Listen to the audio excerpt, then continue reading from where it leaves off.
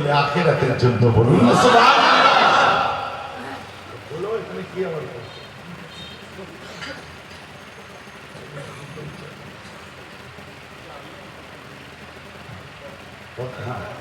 কথাটা আমার বুঝতে পারছেন? আবার আহলে হাদিস বলে কিছু ছেলে আছে বার হয়েছে, তারা বলছে এসব খুশি খুশি করা, মিলাদ টিলাদ করা কোরআন পাকের মধ্যে নাই। আপনারা শোনেন? ছেলেরা সব বাইরে কাজে যায়, এখানে যায়, বিশেষ করে ইউটিউব হুজুর হয়েছে এখন আল্লামা ইউটিউব সাহেব। কথা বুঝতে পারছেন? ওতে ড্যান্সও হচ্ছে, গানও হচ্ছে, ওয়াজও হচ্ছে, আবার ফেরকাবাজিও হচ্ছে।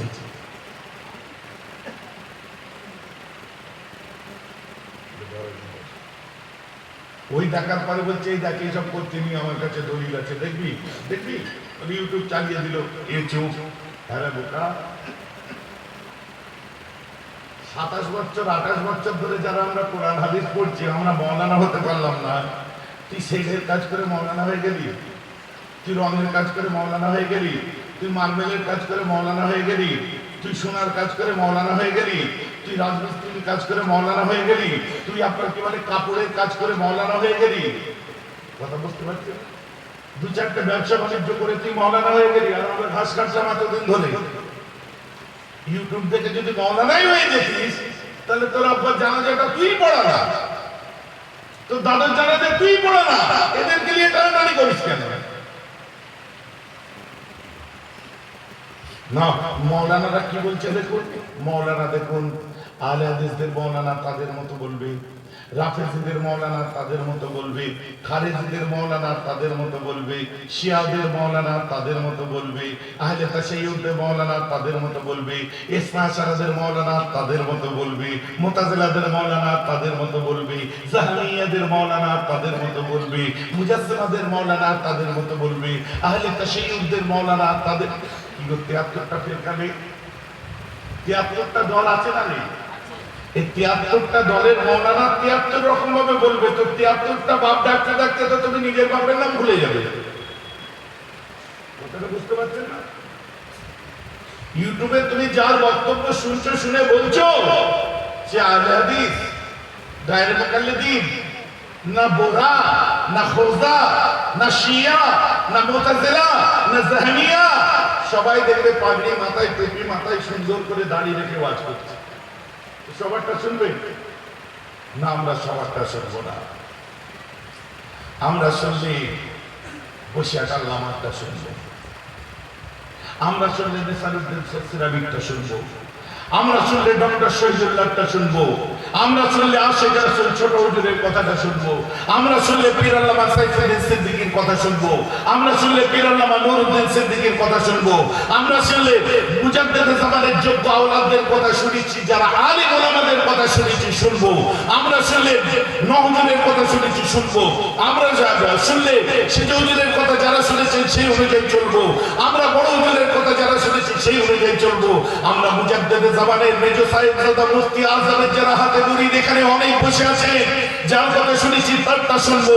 এখানে যদি শুনতে হয় মুজাদ্দিদ জামানেরটা শুনবো, এখানে শুনলে ফাতেহ রিভাইসিরটা শুনবো, এখানে শুনলে নূর মোহাম্মদ চাঁদজামিরটা শুনবো, এখানে শুনলে সৈয়দ আহমদ বেললুইটা শুনবো, এখানে যদি শুনতে হয় হযরত ইমাম বাকেরটা শুনবো, এখানে শুনলে ইমাম যাইনুল আবেদিনের শুনবো, এখানে শুনলে ইমাম হুসাইনের শুনবো, এখানে শুনলে হযরত আলীর শুনবো, এখানে শুনলে উসমান গনির কথাটা শুনবো, এখানে বসলে ওমর ফারুকের কথাটা শুনবো, এখানে বসলে আবু বকর সিদ্দিকের কথাটা শুনবো, এখানে বসলে আমার রাসূলের কথাটা শুনবো। জোরে বলেন সুবহানাল্লাহ। বলছি না ভুল বলছি? অন্য কারো কোনো বলিছে আকিব জাকির ফাকির ও সমস্ত আমরা শুনবো না। কথাটা বোঝা যাচ্ছে কি যাচ্ছে না? কোরআন কাটে আল্লাহ কোরআন পাকের মধ্যে বলছেন ইন্নাল্লাহা লা ইউহিব্বুল ফারিহিন। আল্লাহ বলছে যারা বেশি খুশি করে হয় কি হয়, প্রত্যেকটা মানুষের তাই হয়। তো মরবো কথাটা আমরা বিশ্বাস করি না, মরতে হবে এটাকে বাস্তব সত্য বলে আমরা মানি।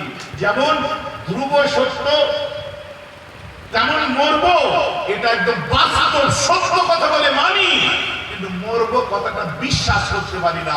মানা আর বিশ্বাস করার মধ্যে অনেক তফাৎ। আমি যেমন আল্লাহকে আপনার আল্লাহ আছে বিশ্বাস করি, কিন্তু আমি আল্লাহকে মানি না। সারা পৃথিবীর যত ধর্ম আছে সব কিন্তু এক সত্তায় বিশ্বাস করে। আবু জেহেল এক আল্লাহ বিশ্বাস করত, আব্দুল মুত্তালিব এক আল্লাহ বিশ্বাস করত, হাশিম এক আল্লাহ বিশ্বাস করত, আব্দুল মান্নাফ এক আল্লাহ বিশ্বাস করত, আব্দুল্লাহ এক আল্লাহ বিশ্বাস করত।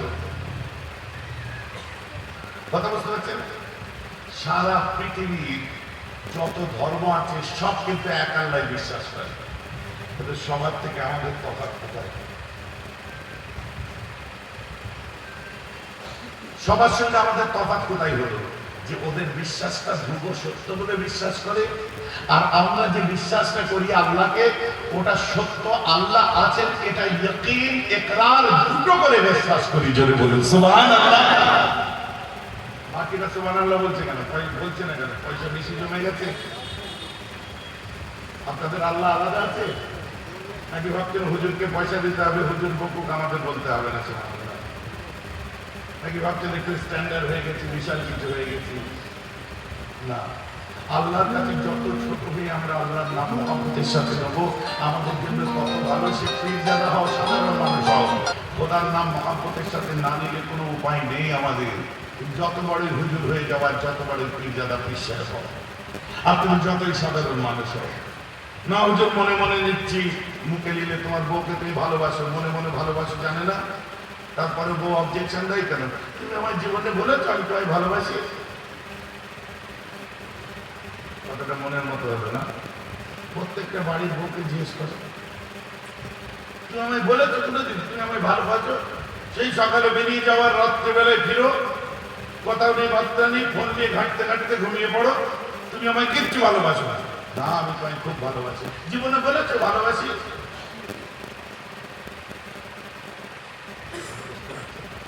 অবজেকশন সব বউদের থাকে, তোমার বউ, আমার বউ, সব বউদের। কিন্তু সত্যি কি আমরা ভালোবাসি না? বাসি, কিন্তু বাড়িতে যদি বউয়ের সামনে একটু বলি, বউটা একটু খুশি হয়। তো আল্লাহ রাব্বুল আলামিন এটাই বলেছেন, দুনিয়ায় তুমি যাকে ভালোবাসো তাকে একটু জানিয়ে দিও যে তাকে ভালোবাসি।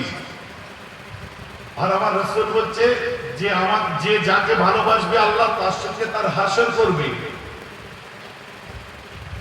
যারা আমি নবী মুহাম্মদকে ভালোবাসবে, আল্লাহ আমি নবীর সাথে তাদের হাসর হবে। আর যারা আল্লাহকে ভালোবাসবে, হাসরের ময়দানে আল্লাহ তার দয়ার ছাতা তার মাথার উপরে রাখবে। বলুন সুবহানাল্লাহ। হযরত আব্দুল্লাহ ইবনে উমর এই সুবহানাল্লাহ দিয়ে ওয়াজ করে, বলবে না বলবে বলবে, যেটা বলছি আমার চলে। আপনারা মনে মনে ভাববেন ভাইজান আপনি একটু পরিবর্তন হন, নিরম করলে আপনার মুড়ি টিকবে? মুড়িদের একটু ক্লাস দিতে হবে, তেল দিতে হবে, পালিশ দিতে হবে, তবে তো মুড়ি টিকবে। ওই পালিশ দেওয়া মুড়ি আমার দরকার। খাররা কথা, সত্য কথা সামনাসামনি বলবো, পরিষ্কার হিসাব থাকবে, তাতে যে মহব্বতটা আসবে সলিড মহব্বত আসবে। বুঝতে পারছেন না? খামাকাই ধনী লোক দেখলাম, বড় লোক দেখলাম, তো আজ দেবো। খামাকাই আপনার যে কথা বুঝতে পারছেন না। আমার আবার বদনাম আছে জানেন তো। জমিয়তুল উলামায়ে বাংলার আমি যখন সাধারণ সম্পাদক ছিলাম, তখন সব জমিয়তের কিছু কিছু মানে লিডার ছিল, তারা খালি বলে মেহরাব ভাইজানের খালি শুধু বড় বড় কথা, আর সব বড় বড় লোক নিয়ে চলে, খালি ধনী লোকেদের কথা। আল্লাহ শুকর, সকলে বলুন আলহামদুলিল্লাহ। এই একটি অবজেকশন দেয়, দ্বিতীয় আর দেওয়ার সুযোগ পায় না তারা, তখন দিত।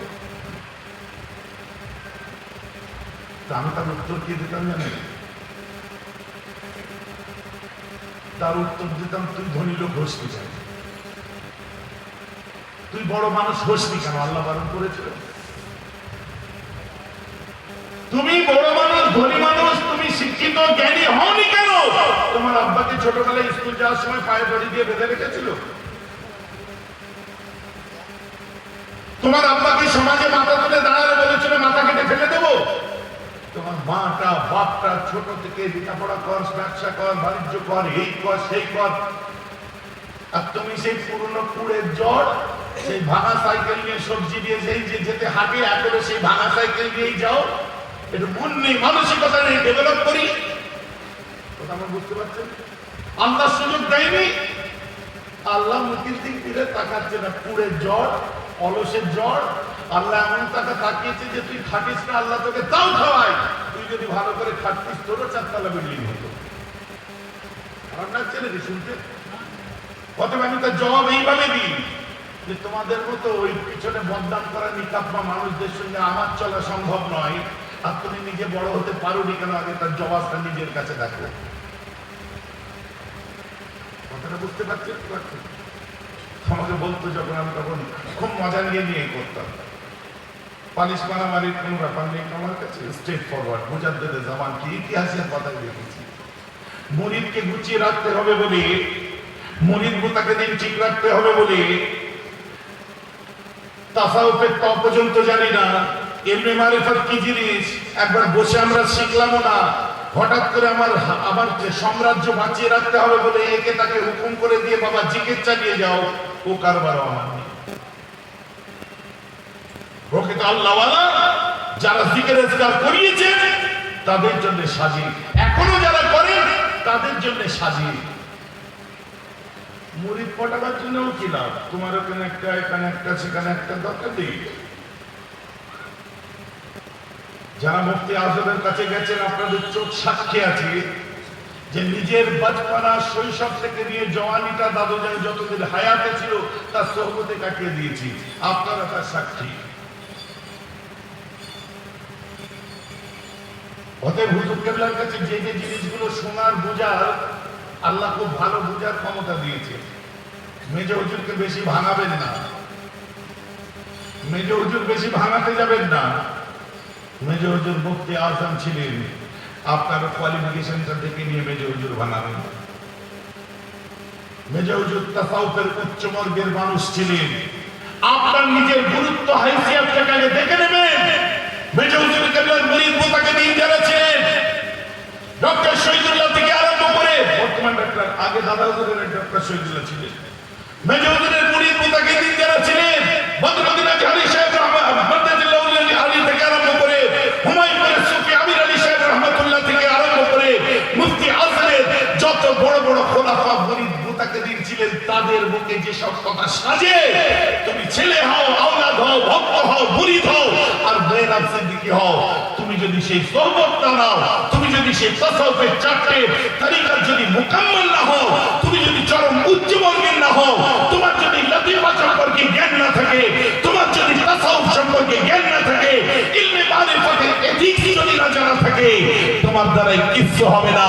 মুরিদ গুছিয়ে রাখা থাকবে, কিন্তু মেজ হুজুর ভাঙালে মেজ হুজুরের মুরিদ রাজ নয় তার ঠিক তোমাকে চিনে নেবে। কথাটা আমার বুঝতে পারছেন কি পাচ্ছেন না? বাকি অনেকের খারাপ লাগবে। রাউলিয়া আউলিয়াদেরকে দিয়ে ছেলে খেলা করে নিজের সাম্রাজ্য ব্যবসা চালানো পীর মুরিদের নাম করে, সে আমার বাপের মুরিদ করে আমি করি আর আপনার মুরিদ আপনি করেন।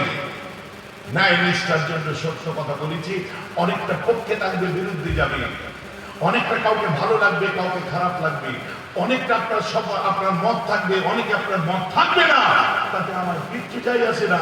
I don't care about that. কারণ আমি আপনার কাছ থেকে সিলসিলা শিখিনি, আমি আপনার কাছ থেকে ধর্ম শিখিনি, আমি আপনার কাছ থেকে দাদা হুজুর শিখিনি, আমি আপনার কাছ থেকে নবী চিনিনি, আমি চিনেছি খোদ মুফতি আজম মেজ হুজুরের কাছ থেকে। আমি শিখেছি, শুনেছি, জেনেছি খোদ পীর আল্লামা সাইফুদ্দিন সিদ্দিকী রাহমাতুল্লাহি আলাইহির কাছ থেকে। আমি শিখেছি, জেনেছি খোদ পীর আল্লামা নুরুদ্দিন সিদ্দিকী সাহেবের কাছ থেকে। আমার জন্য ওরাই যথেষ্ট। কথা বুঝতে পারছেন না?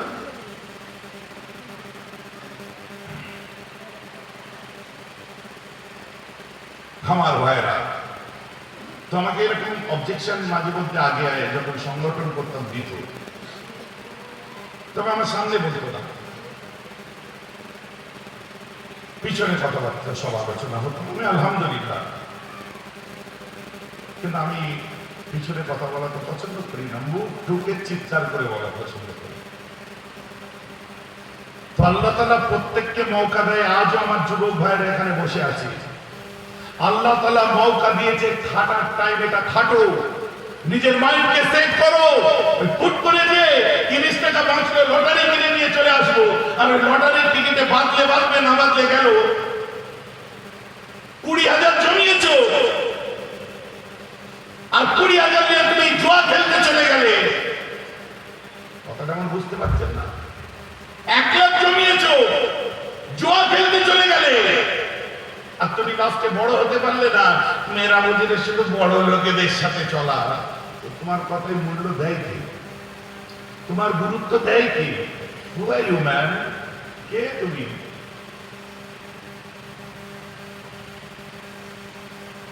আমার মুসলমান খেয়াল করে শুনে দিন, আমার রাসূল দুনিয়ার বাদশা কায়নামদার যখন ইন্তেকাল করেছিলেন, আমার রাসূলের ইন্তেকালের পরে যখন সাকিফায়ে বনি সাইয়্যিদাতে হযরত আবু বকর সিদ্দিক রাহমাতুল্লাহি রাদিয়াল্লাহু তাআলা আনহু, আমার রাসূলের শ্বশুর এবং দোস্ত এবং সবথেকে বড় মহব্বতের সাহাবা সিদ্দিক আকবর, এটা খেলে গেছে।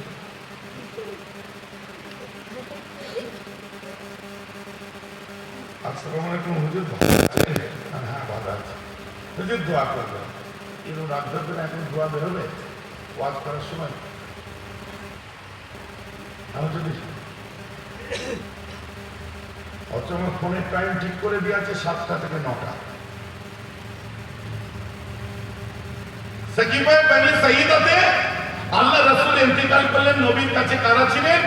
আমার নবীজির কাছে ছিলেন ওই সময় আবু বকর সিদ্দিক, ওই সময় হযরত আলী, আর কে ছিলেন?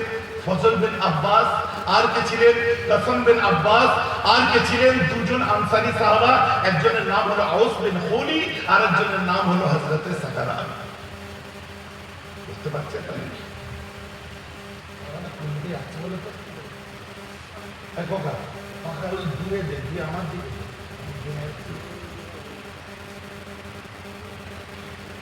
তাহলে একটা জিনিস আজকে শেখা হলো, জানা হলো।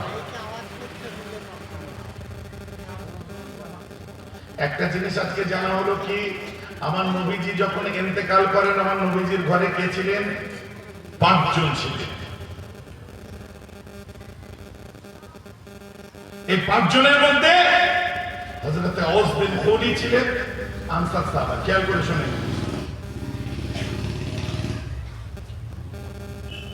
হযরত আউস বিন খুলি আনসারী সাহাবা। দ্বিতীয় জন কে? হযরত সাকরান আনসারী সাহাবা। আর কে? কসম বিন আব্বাস। এই কসম বিন আব্বাস কে জানেন?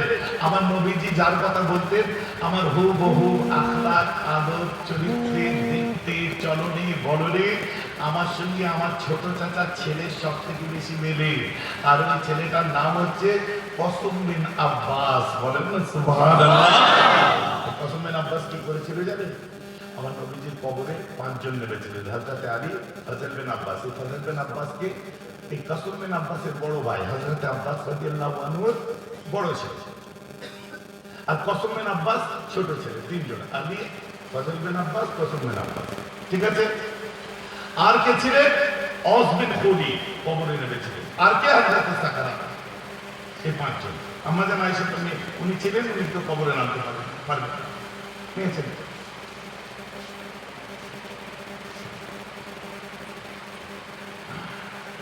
এখন অনেক এই ওয়াজ করেছি বলে আমাকে আবার মেয়েরা সব প্রশ্ন করে, জানেন তো, মেসেজ করে প্রশ্ন করে, আমরা মেয়েরাই বা আপনার কেন কবরে নামতে পারবো না? আমার যদি বাবা এক্সপায়ার করে, আমার যদি আব্বা এক্সপায়ার করে, আমি কেন কবরে নামতে পারবো না? অথচ আমার ভাই কেন নামতে পারবে? আমি তখন বললাম, আপনার দ্বারা আপনার আব্বা নানা হতে পারবে, দাদু কি হতে পারবে? বলছে না, তাও হবে না। আমি কেন হবে না? তাহলে এক কাজ করুন, আপনি বলেন যে আমার বিয়ে হয়েছে, আমার সন্তানটা আমার স্বামীর পেটে হোক, আপনি রেডি করতেন, আপনাকে নামিয়ে দেবো। হবে কি? বলছে না, হচ্ছে কুদরতি নিজামের ব্যাপার আছে এখানে। মেয়েদের জন্য নির্ধারিত কতগুলো জিনিস আর ছেলেদের জন্য নির্ধারিত কতগুলো জিনিস। তাহলে তো আমি আপনার অবজেকশন দিতে পারি। বলে কি অবজেকশন দেবেন? আল্লাহ রাসূল বলেছেন ওই মেয়েটির মাথার উপর তাহারাতের চাদর দিলাম যখন বাচ্চা ছিল, আল্লাহ তার মাথায় পবিত্রতার চাদর দিয়েছিলেন। ওই মেয়েটি যখন বড় হয়ে তোমার সংসারে এলো, তোমার সংসারের উজিরে আলা হলো, আর ওই মেয়েটি যখন তোমার সন্তানের মা হলো, আল্লাহ তার জান্নাতটা ওর পায়ে রেখে। বলুন না সুবহানাল্লাহ। তোমার পায়ে জান্নাত, আমি বাপ, আমার পায়ে কেন হবে না? তুমি জান্নাতটা আমার পায়ে দাও। কথা বুঝতে পারছো?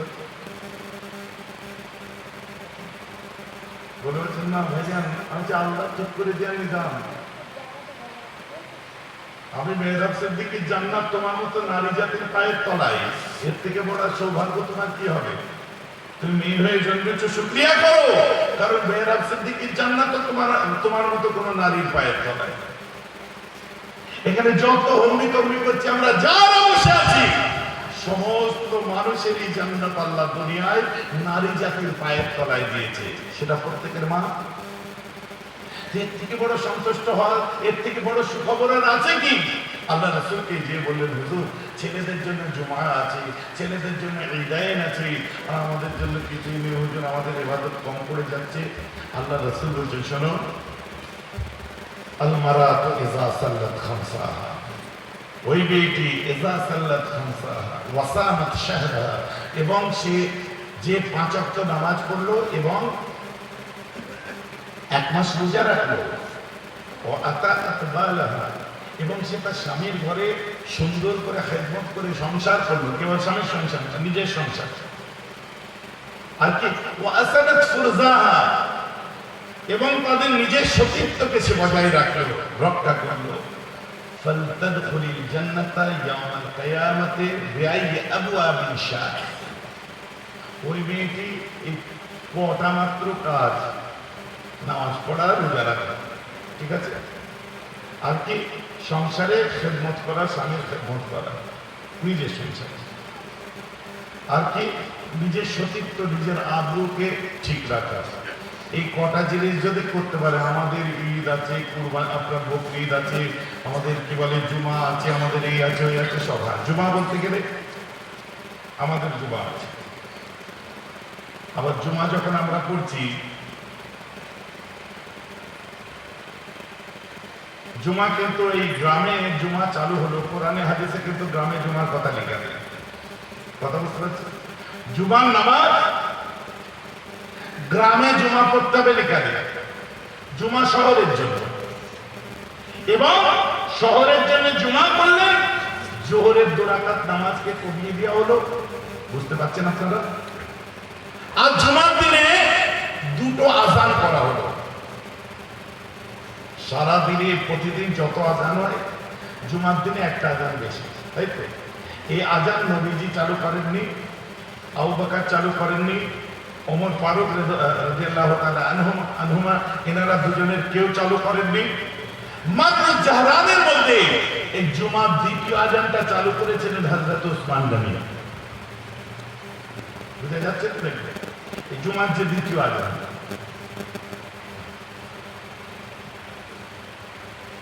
তো এই মাঝে মধ্যে একটা ফেতনা উঠেছিল না, জুমার আযান মসজিদে ঢোকার সময় দরজায় দেবে ওই খুতবার আযান, নাকি যেখানে মুয়াজ্জিন তাকবীর দেয় ইমামের পিছনে দেবে। আমি বললাম, ভাই কোথায় দেবে? তুমি হাদিস পাক থেকে সাব্যস্ত করে দাও তো।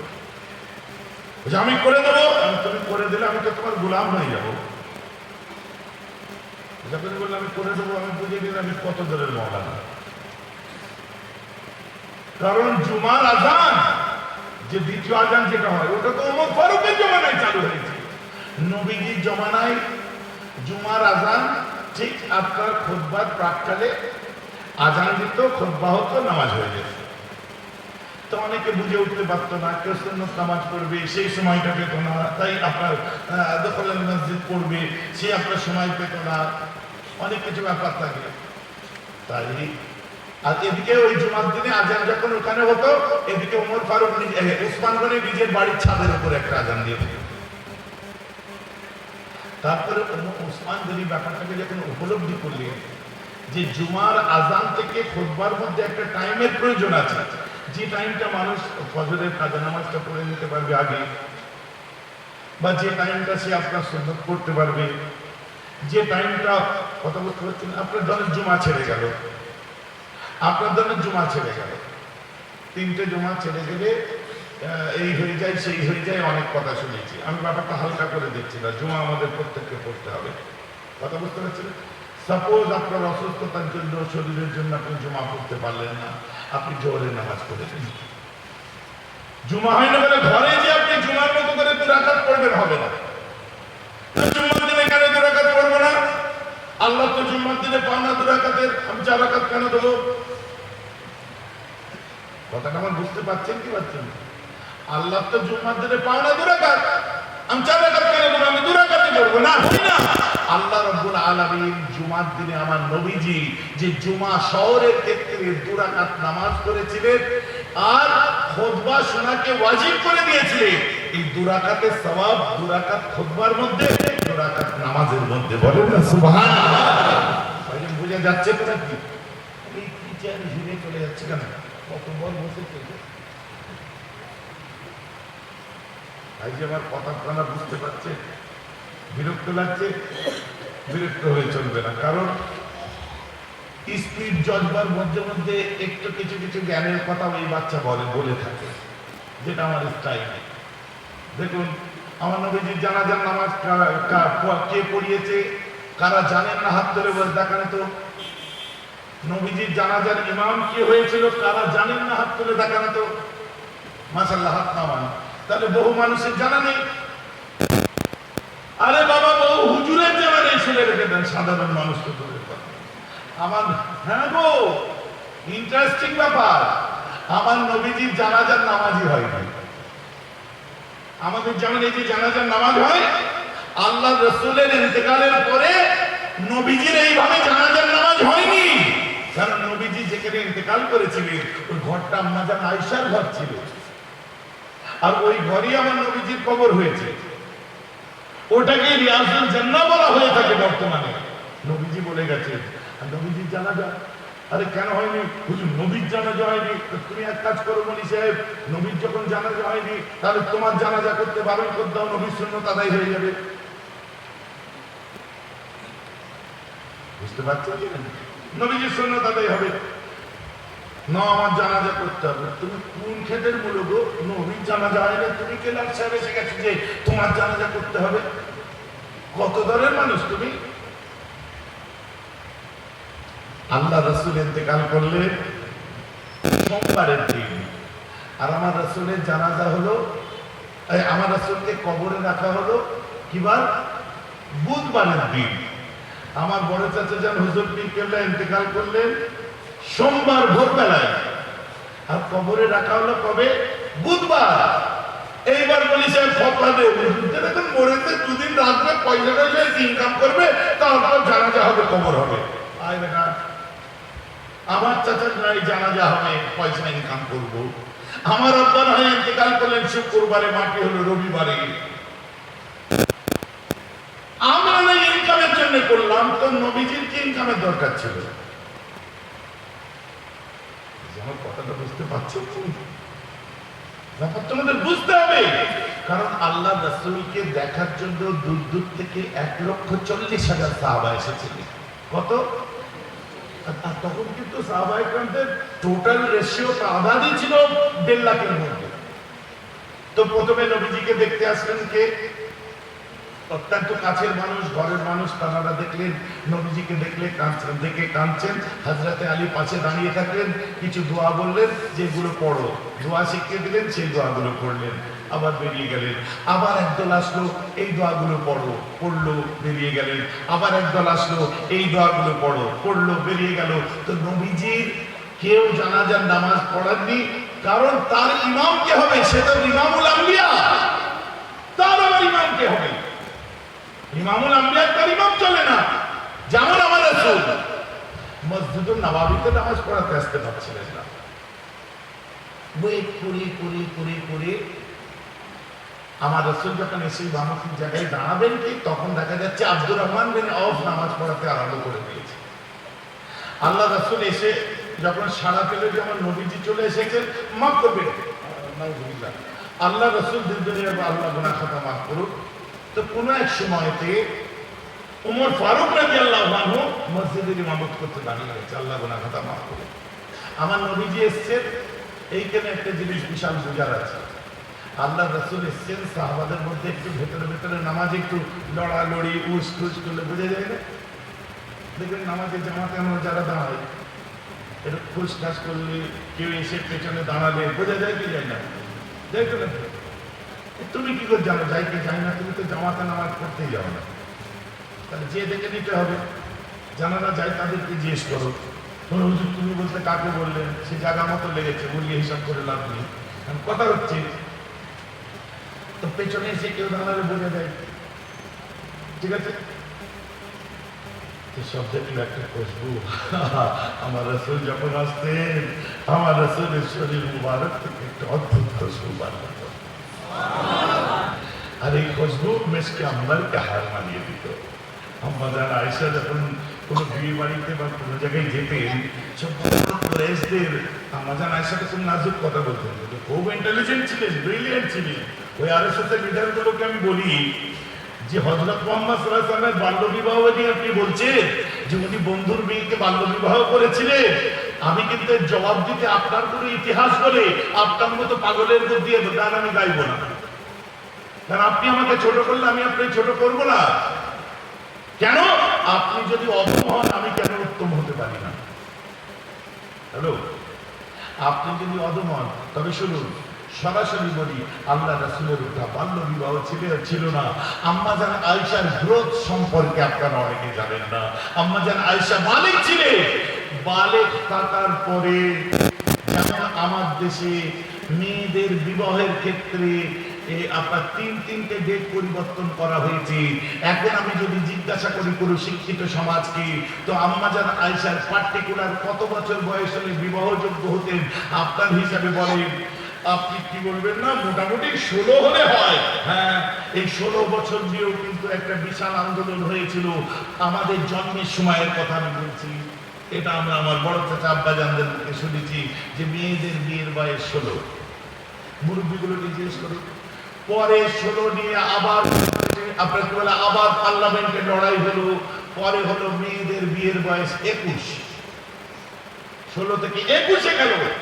এখন আবার মেয়েদের বিয়ের বয়স কত? 18। তাই আমি বলি, আপনারা 3-4টে ডেট দুনিয়াবি সিস্টেম অনুযায়ী চেঞ্জ করলেন কেন? মানে কি টেনে টেনে কাদেরকে বাল্য বিবাহে ফেলছে যে 17 বছরের মেয়েও যদি হয় সেটাও বাল্য বিবাহ, 16 বছরের মেয়েও বাল্য বিবাহ। এখন যদি বলেন দেশের আইন, অবশ্যই আমি তো আপনাকে বলবো যে আপনার মেয়েকে 13 বছর, 14 বছর, 15 বছর, 16 বছরে বিয়ে দেবেন না। যখন তার বিয়ে করার মতো পুক্ত মানসিকতা তৈরি হবে, মিনিমাম 18 বছরের পরে তাদের বিয়ে দেন। ছোটবেলায় বিয়ে দেওয়া তো নবীজির সুন্নাত। আম্মা জান আয়েশা ছোটবেলা ছিল, তিনি বালেগ ছিলেন, তার শরীর ছিল অত্যন্ত সুন্দর। আম্মা জান আয়েশা মাঝি, আমাদের মা সুন্দর হলে আমরা খুশি হব না?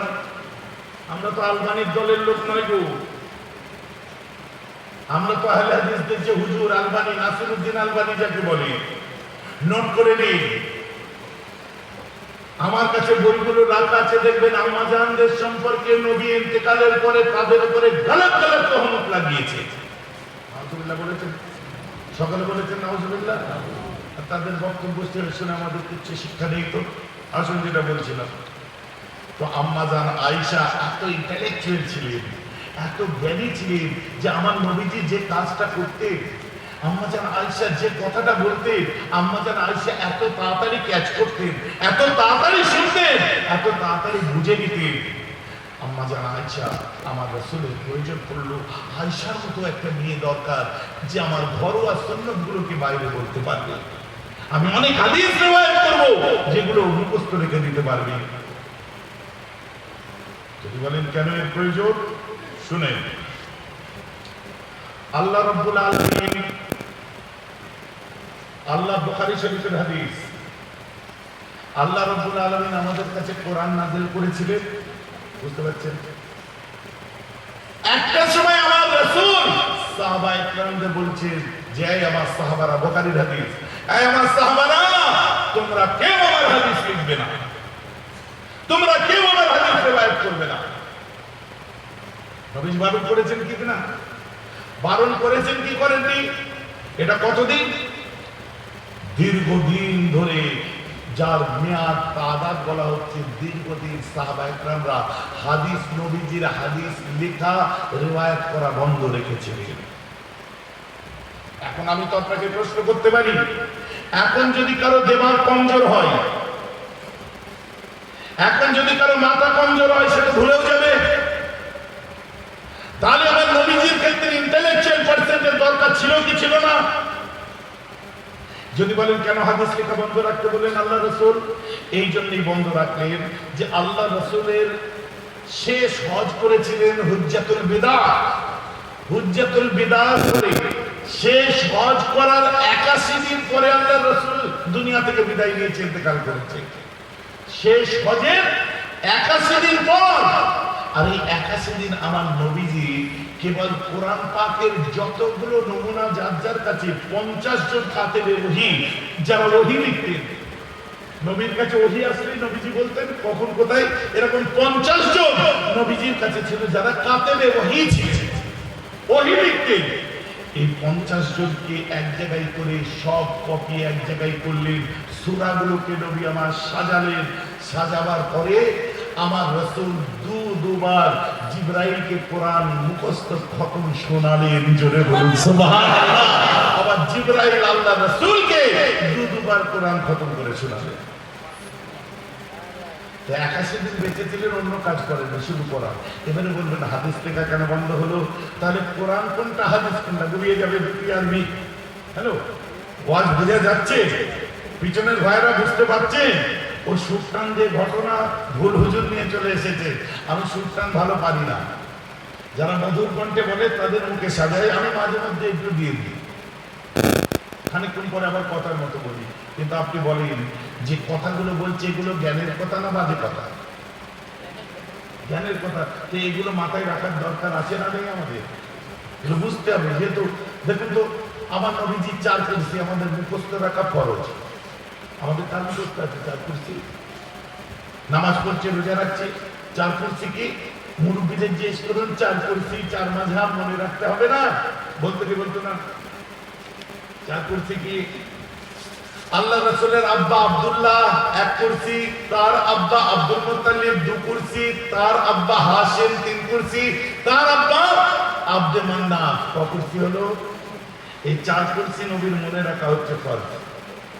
আব্দে মান্নাফ, হাশিম, আব্দুল মুত্তালিব, আব্দুল্লাহ, তার ছেলে রাসূলুল্লাহ। বলুন না সুবহানাল্লাহ। মুখস্থ রাখতে হবে। আসুন, তো বলতে বলতে আমি অনেকটা দূরে এগিয়ে গেছি, চলেন সেখানটা আবার ধরিয়ে দিই। তো কোনটা কোরআন আর কোনটা হাদিস মিশে যেতে পারে। তাই সাহাবাদের বললেন এখন হাদিস রিওয়ায়াত করা বন্ধ করো। ঠিক আছে, তারপরে আবার হাদিস রিওয়ায়াত করা আরম্ভ করো। আবার নবী হুকুম দিলেন এখন যে হাদিস রিওয়ায়াত করা বন্ধ করো, এই কথাটাকে হাদিস থেকে উড়ে যাবে না থাকবে? জোরে বলে থাকবে। বুখারী শরীফে থাকবে নিশ্চয়ই, কারণ মুচার ক্ষমতা তো কারো নেই। এখন যদি সেই কথা অনুযায়ী আমরা আমল করি যে আল্লাহ রাসূল বলেছে হাদিস লেখা বন্ধ করো, তাহলে ইমাম বুখারী হাদিস লিখলেন, বুখারী শরীফ হলো কি করে? নবী তো বারণ করেছে। ইমাম মুসলিম শরীফ লিখলো কি করে? নবী তো বারণ করেছে। ইমাম তিরমিজি শরীফ লিখলো কি করে? নবীজি তো বারণ করেছে। ইমাম ইবনে মাজাহ লিখলো কি করে? নবী তো লিখতে বারণ করেছে। তাহলে হাদিসের ক্ষেত্রে কোনটা নাসিখ কোনটা মানসুখ, কোন হাদিসটা পরবর্তীতে বারণ করেছেন কিন্তু পরবর্তীতে আবার হুকুম হয়েছে, ওর জন্য হাদিস শুধু ইউটিউবে দেখে দিলে চলবে না, প্রকৃত মুহাদ্দিসের কাছে বসতে হবে। ইউটিউবে যারা হাদিস শোনাচ্ছে আর তোমরা যারা বাংলায় পড়ছো, সব হাদিসই আছে এখনো, কিন্তু ওর মধ্যে বহু হাদিস উঠে গেছে, আবার বহু হাদিস চালু আছে। কথাটা বোঝা যাচ্ছে না? ওই জন্য হাদিসকে আলেমের কাছে শিখতে হবে। আসুন, তো আমার নবীজি এই যে ধাপে ধাপে সব লোকজন এলো, জানাজা পড়লো, চলে গেল। আমার রাসূল এসে যখন দাঁড়ালেন, শরীর থেকে একটা খুশবু বার হলো। আমাদের আয়েশা বাল্য বিবাহের কথা বলছেন, মনে পড়ছে তো নাকি? ওয়াজ বুলালে হবে না, আমি ওইখানেই ঘুরবো, গুলিয়ে দিলে হবে না। আমাদের আয়েশার বিবাহ ও বিবাহ উপযুক্ত ছিলেন, তারপরেও আমার রাসূল আম্মাজান আয়েশাকে আরো দূরে রেখেছিলেন। আম্মাজান আয়েশাকে দীর্ঘদিন পরে আমার রাসূল নিজের কাছে, দীর্ঘ বছর পরে আমার রাসূলের সাথে একসঙ্গে আমার রাসূল আম্মাজান আয়েশা এক বিছানায় থেকেছে। বলুন না সুবহানাল্লাহ। আম্মাজান আয়েশা আল্লাহ রাসূলকে রাত্রে ঘুরতে চলে যেতেন না কেন? এটা কোন সময় ছিল? ইসলামের তো আম্মাজান আয়েশার বিবাহের তো পরে পরে ঘটনা। তো আম্মাজান আয়েশার প্রতি আজ যে ইলজামটা আমার নবীর উপরে লাগায় ওই আরএসএস এর কালপিট গুলো, আমি তো তাদেরকে বলতে চাই যে আপনারা আল্লাহ রাসূল সম্পর্কে পড়েন। আমরাও যুক্তির প্রেক্ষাপটে তো অনেক কথা বলতে পারি, কিন্তু না, ধর্মীয় ভাবাবেগ দিয়ে খেলা করা ঠিক নয়। যেমন বাংলাদেশে দেখবেন না কোথার থেকে কোথায় কি সর্বনাশ হয়ে গেল। কোন ধর্মকে নিয়ে ছেলে খেলা করা উচিত নয়। বাংলাদেশের পরিপ্রেক্ষিতে আবার ত্রিপুরায় আরম্ভ হলো, কথা বুঝতে পারছেন না? দুর্ভাগ্যজনক, দুঃখজনক বিষয়। যেমন বাংলাদেশে ওটা ঘটিয়েছে যারা, দুর্ভাগ্যজনক ব্যাপার। ওই ষড়যন্ত্র যারা করেছিল, দুর্ভাগ্যজনক ব্যাপার। তার মধ্যে কত ভালো মানুষ জড়িয়ে গেল। চোর মরে সাবধান জড়িয়ে একটা কথা আছে। আবার ত্রিপুরায় যে ঘটনাটা ঘটছে, এটা দুর্ভাগ্যজনক ব্যাপার। আমার ইন্ডিয়ান ক্রিকেট টিম দিয়ে আঙুল তোলা হয়েছে, কথা বুঝতে পারছেন? মোহাম্মদ সামির জন্য নাকি একদম চূড়ান্ত ভাবে হারলো, বলছে কারা লিডার গুলো। আমি তাহলে অবাক হয়ে যাই। এই লিডার গুলো ক্রিকেটও সামলাবে, এই লিডার গুলো বউ সামলাবে, এই লিডার গুলো বাজেটও সামলাবে, এই লিডার গুলো তোলাও সামলাবে, এই লিডার গুলো আপনার কি বলে যে যে পেশায় আছে সেটাও সামলাবে, আবার লিডার গুলো ধর্ম সামলাবে। সব এরা করবে। পণ্ডিত পুরোহিত কারোর দরকার নেই, এরাই সব করে যাবে। সেটা ভুলে যাচ্ছে।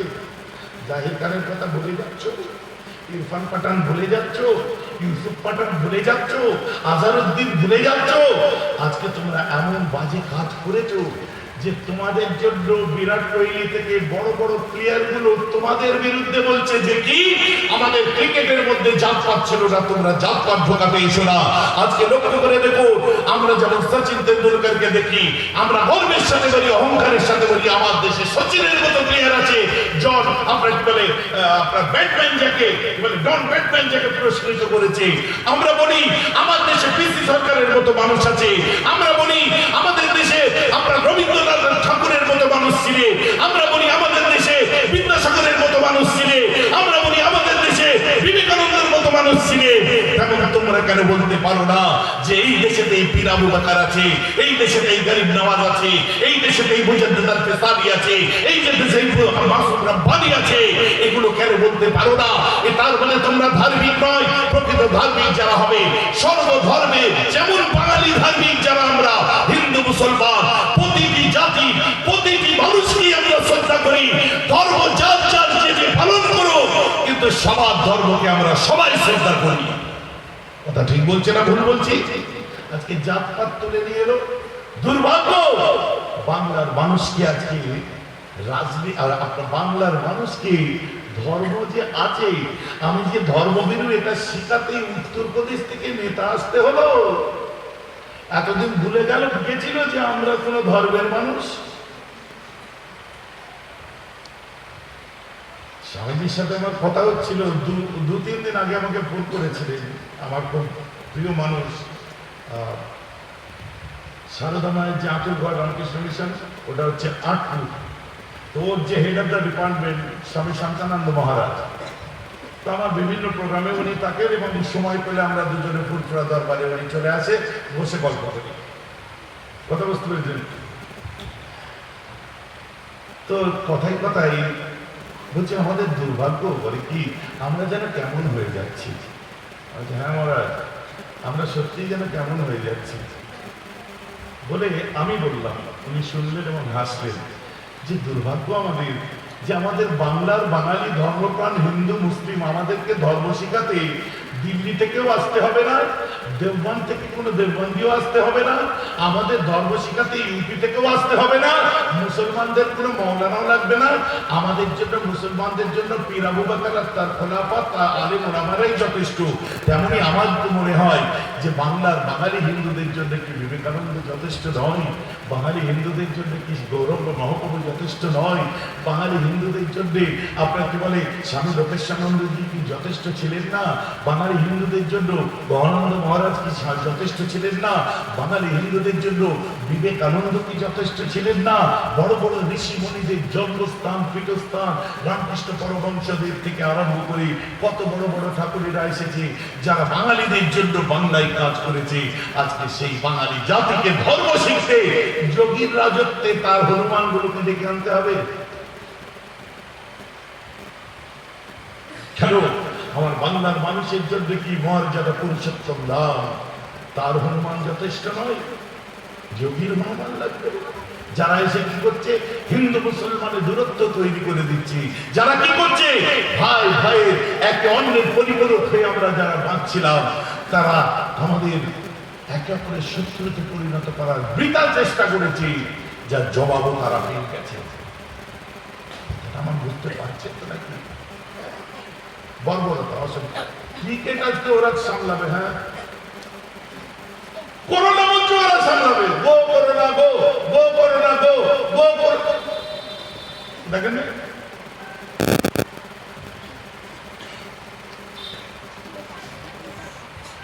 তারপরে আর কি কি খেলে সব করোনা ভালো হয়ে যাবে? বাপের কালে যেসব জিনিস বিক্রি হতে দেখেনি সেগুলো দেখলাম বিক্রি হচ্ছে। ধর্মীয় ভাবাবেগ ধর্ম বিশ্বাস বাড়িতে বসে কি মুসলিম কি হিন্দু আপনি বাড়িতে বসে করবেন।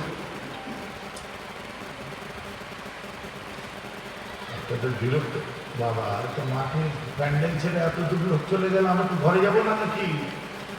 আপনাদের বিরক্ত লাগছে নাকি? আজ বুঝতে হবে এই পাগল ছেলেরা তাহলে ফোন করে বলছে হুজুর সকাল সকাল ৮টার সময় আপনার কথায় আমি বোকা কথা করে আল্লাহ যেটা মঞ্জুর করে ঠিক করে। কথা ঠিক বলেছে না ভুল বলেছি?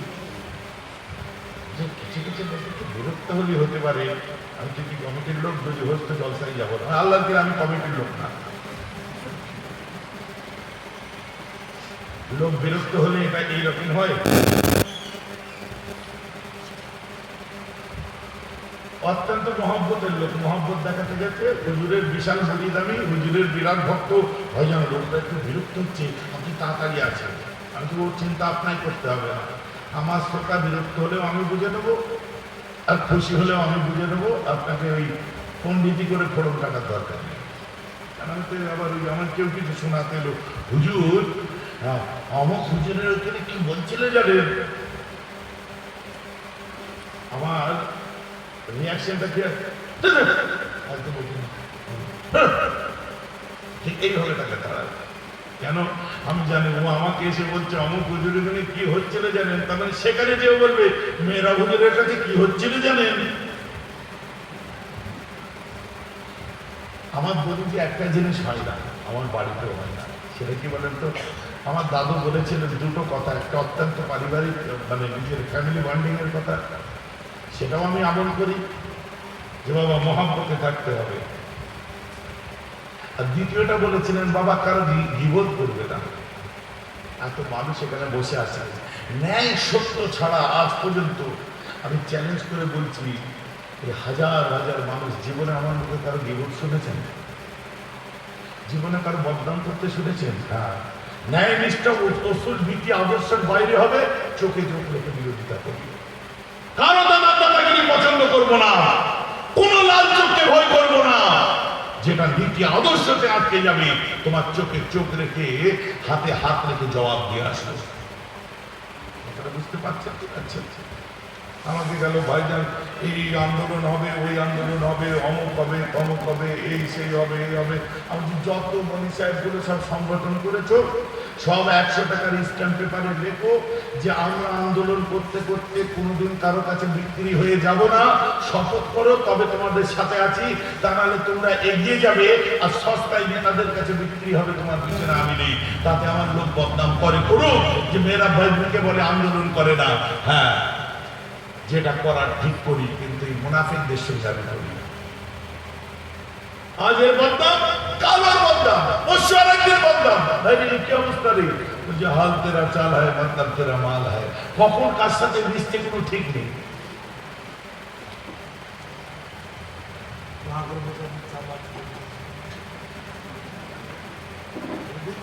ভুলে গেছে আমার কাছে। ধরে ছেড়ে পড়ুন আল্লাহুম্মা সাল্লি আলা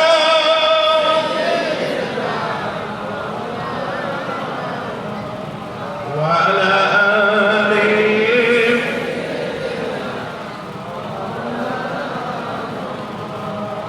আমার ভাইরা, আমি যেটা বলছিলাম, তো আম্মাজান আয়েশা শারীরিক দিক থেকে তিনি মানে এতক্ষণ আমি প্রশ্ন করব, মাত্র 30 বছরের মধ্যে বিয়ে করার মেয়েদের 3টে বয়স চেঞ্জ হয়েছে, তিনটে বয়স মানে 3বার চেঞ্জ হয়েছে। তো তখন আম্মাজান আয়েশার কত বছর বয়স ঠিক হলে তোমাদের মত অনুযায়ী বিয়ে করা ঠিক হবে? কথাটা বুঝতে পারছেন কি পাচ্ছেন না? এখন তুমি যেটাই দেখাবে তার প্রতি উত্তর যদি আমি যদি ঠিক যুক্তি দিয়ে আবার তোমাকে নিয়ে বুঝাই, কারণ ইসলাম ও শিক্ষা দেয়নি যে তুমি কারো বদনাম করো না। কারণ ধর্মীয় ভাবাবে বড় বড় ধর্মভীরু মানুষ যারা এসেছে তাদের মনে কখন কিভাবে তারা যতটা আমাদের নবী রাসূলরা যতটা আল্লাহকে চিনেছিলেন আমরা তো চিনতে পারিনি। তাদের ব্যাপার আলাদা। আদার ব্যাপারে জাহাজের খোঁজ রাখবো কেন? কাকে নিয়ে চর্চা করবো? Mister David port the Apology for মুহাম্মাদের মধ্যে লিখছে আপনি ডেভিড পোর্টের থেকে বড় কেউ? মিস্টার স্যার উইলিয়াম মোর তিনি আল্লাহ রাসূল সম্পর্কে দ্য অ্যাপোলজি ফর মুহাম্মাদ লিখছেন, আপনার মাফ করবেন, দ্য ডেমোক্রেসি অফ ইসলাম লিখছে মিস্টার স্যার উইলিয়াম মোর। আপনি একটা লিডার সাথে উইলিয়াম মোরের থেকে বড়? আপনি না মার্টিনের থেকে বড় কেউ? ফিলিপ কে হিটকির থেকে বড় কেউ? ডি রোজারিওর থেকে বড় কেউ? ওয়াশিংটন আরবিনের থেকে বড় কেউ? জর্জ ফার্নান্ডসের থেকে বড় কেউ? আপনি কি ওয়ালি আলীর থেকে বড় কেউ? আপনি কি আপনার কি বলে মাইকেল এইচ হার্টের থেকে বড় কেউ? বরিস বকায়ের থেকে বড় কেউ? না গুরু, আপনারা এদের পায়ের ধুলো তার ছেলের ধুলো, তার পর্দাদুর ধুলো, এই পায়ের ধুলো সমতুল্য হতে পারবেন না। সে বলছে কি যে আমি একজন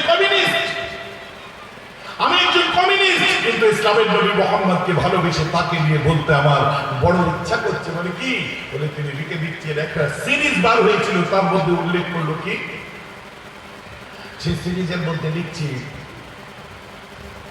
পৃথিবী আর শান্ত হবে না, পৃথিবী আর শান্ত হবে না। আমি চিন্তা করি হযরত মুহাম্মদ যখন পৃথিবীতে এসেছিলেন ওই সময় পৃথিবীর বুকে অশান্তি আজকের তুলনায় অনেক বেশি ছিল, কারণ জিন তো জবাই করে দিত, বর্বরতা ছিল, আইয়ামে জাহেলিয়াত বা অজ্ঞতার যুগ ছিল। হযরত মুহাম্মদের দ্বারাই সম্ভব হয়েছে সেই যুগে শান্তি ফেরানো।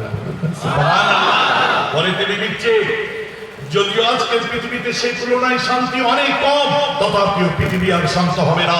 তবে হ্যাঁ, আমি জোর বলে দাবি করি, যদি হযরত মুহাম্মদের মতো একজন মানুষ এক নায়কের ভূমিকা নিয়ে পৃথিবীর বুকে আবির্ভূত হতেন, যদি মুহাম্মদ আবার পৃথিবীতে আসে, পৃথিবী আবার শান্ত হবে। জেনে বলেন সুবহানাল্লাহ। তারা কাকে চাইছে? হযরত রাসূলকে চাইছে। আর তোমার মতো ফেঁকি নেতা তার বদনাম বার করছো, মানে দেখতে না চলন দেখা,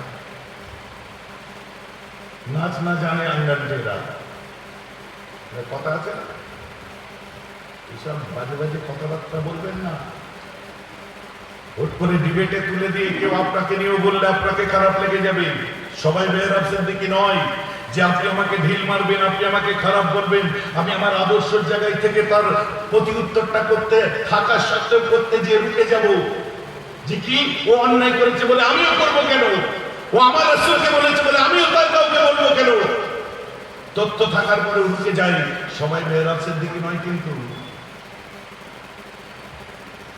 অতএব আমি বলবো না, শ্রদ্ধার জায়গায় যাদেরকে রাখা তাদের শ্রদ্ধার চরম জায়গায় রাখো।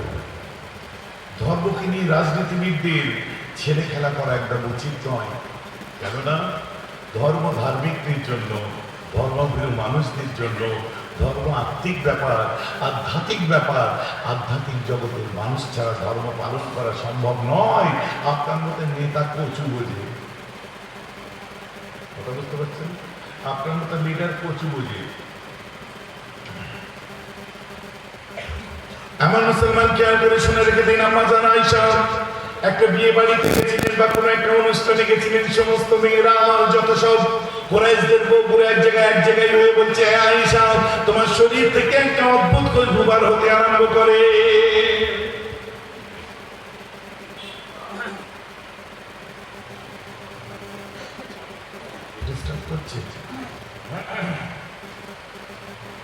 এই আয়েশা তোমার শরীর থেকে একটা অদ্ভুত খুশবু বার হচ্ছে। এই আয়েশা কোন দেশের আদত তুমি মেখে এসেছো, তোমার শরীরের গন্ধে গোটা এই অনুষ্ঠানটা, এই উৎসবটা পুরোটাই মাহাক হয়ে খুশবুদার হয়ে গেছে। আম্মা জান আয়েশা ওই সময় বলেছিলেন, ওগো আমি আমার শরীরে কোন দেশের আতর মেখে আসিনি, পারফিউম মেখে আসিনি, ডিও মেখে আসিনি, সেন্ট মেখে আসিনি। আমি আয়েশা আমার শরীরে আমার জান, আমার রাসূল, আমার স্বামীর ঘামটা মেখে এসেছি। হবে না? আমার শরীরে আমার স্বামীর ঘাম মেখে এসেছি আমি। এখন চতুর্দিকে যদি এর প্রশ্ন বার করি, জাহেলিয়াতের ছেলেগুলো বলে উনি তার ছিলেন, এখন আমি বলবো তোর বউ কি তোর ঘাম মেখে কোথাও গেছিল?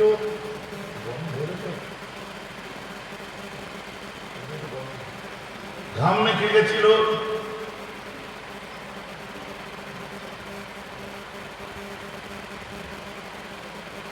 রাত্রি যখন পাশে শুয়েছ, বউকে বলছে আমার কাছে এসে শোও না।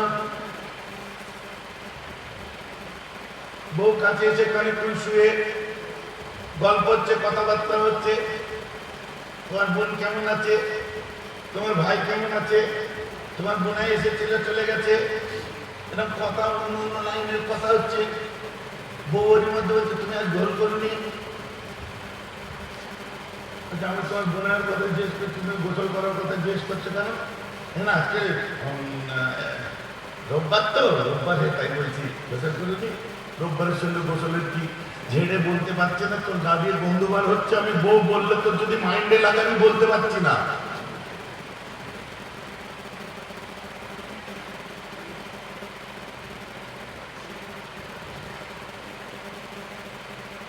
আর বিয়ের পরে আমরা সব ভেবেছি আমাদের বউ তো গায়ে গন্ধ নিয়ে যায়, মুখে গন্ধ নিয়ে যায়, ও তো আমার বউ।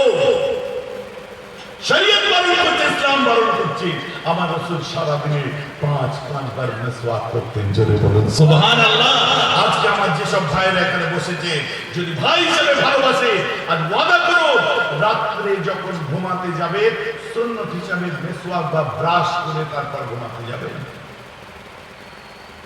যখন স্ত্রীর কাছে যাবেন পরিষ্কার পরিচ্ছন্ন হয়ে, যেন আপনি নতুন স্ত্রীর কাছে যাচ্ছেন, যেন আপনার প্রথম তার সঙ্গে সাক্ষাৎ হচ্ছে, এমন একটা কি বলে পরিপাটি হয়ে সেজে বুঝে যাবেন আপনি।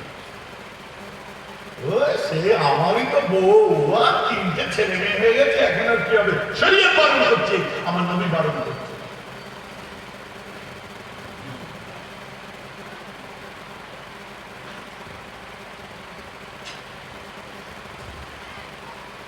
মা বোনদের বলার কিছু নেই, ওরা এমনিতেই পরিপাটি থাকে।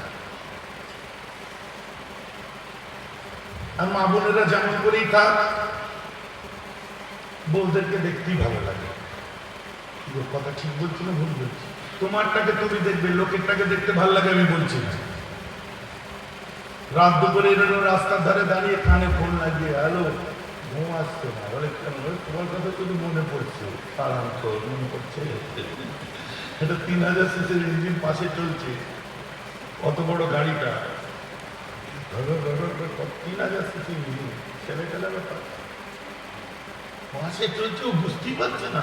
ভাই হাড়ুয়া এই রাস্তা যাচ্ছে, দেগঙ্গা থেকে যে রাস্তাটা হাড়ুয়া যাচ্ছে একটা সরু রাস্তা আছে না, দেগঙ্গা বাজারের মধ্যে থেকে দেখবেন ওই রাস্তাটা সরু রাস্তা পুরো যে হাড়ুয়ার মুখে হচ্ছে।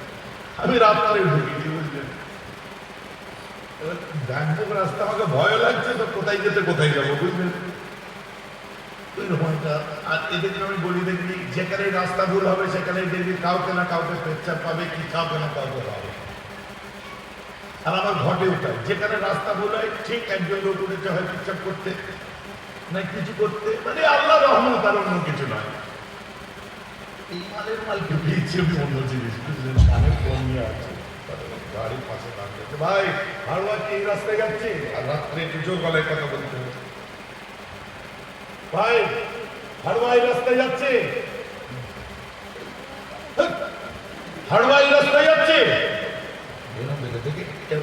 হুজুর আসসালামু আলাইকুম, ফোন করে যাওয়ার কথা, আসসালামু আলাইকুম হুজুর, হুজুর কি হয়েছে, হাড়ুয়া এই রাস্তা, বলছি সোজা চলে যাবে, সোজা ব্যাগ মুড়াচ্ছে গর্ত পুকুরে চলে যাবো, বলে মাদিকে চলে যাবে, হ্যাঁ ওই সোজা চলে যাবে, সোজা বলে সোজা পুকুর,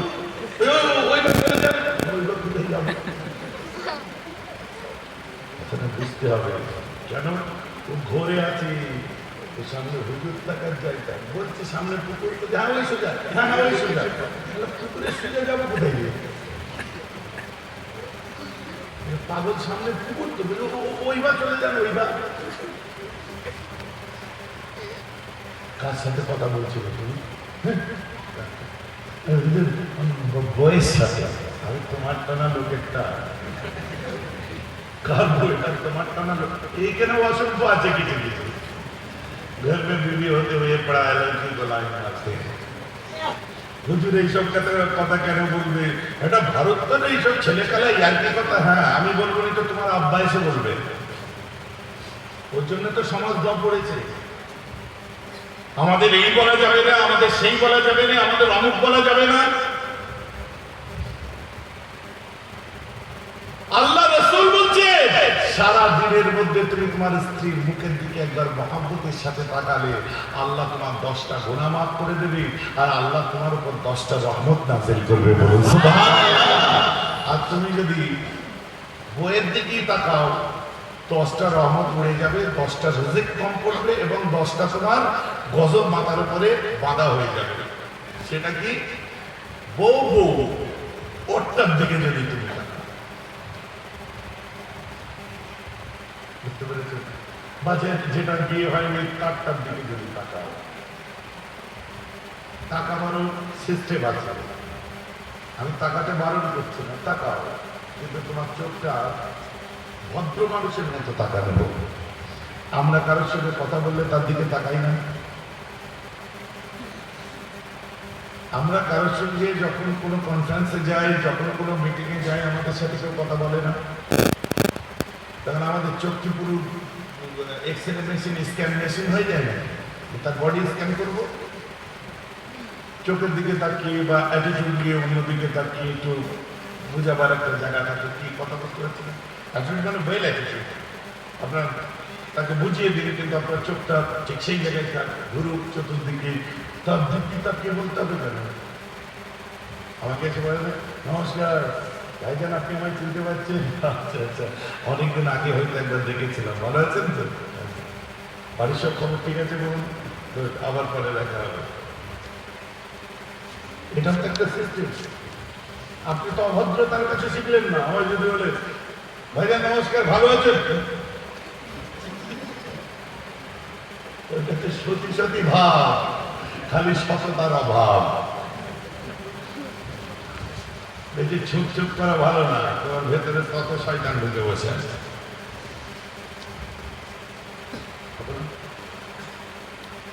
জেন ধরে আছে, কথা বুঝতে পেরেছি, জিন ধরে আছে, রুগী বাইরে বসে আছে, আমার বাড়িতে এই কাজগুলো এইসব আব্বাজান করতেন, আমি করি আর কি, জাদু করে রেখেছে, এই রেখেছে, মানে কঠিন অবস্থা, চিৎকার চেঁচামেচি, 3-4টে জেল ধরে রেখেছে। তাহলে হুজুর রুগীটাকে নিয়ে আসবো? আমি তো তুমি মধ্যম নাম থেকে কথার কথা এত দূর আনতে পারলে, আর এইখানে আনার পরে তুমি আসবো, তার মানে কমসে কম একবার চোখে তো আমি দেখি। তারপরে পানিটা দিচ্ছে মুখে, যে ঝাপটা মারো।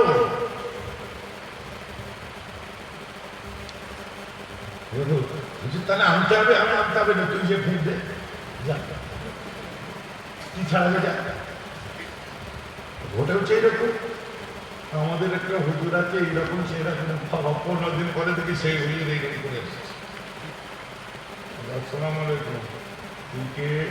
আমাকে তুই বলছে তো, ঘটনা ঘটছে, অস্বীকার করা যায় না, এরা আছে। আর এদের কাজ চুচিয়ে বাজি করা, বুঝতে পেরেছেন?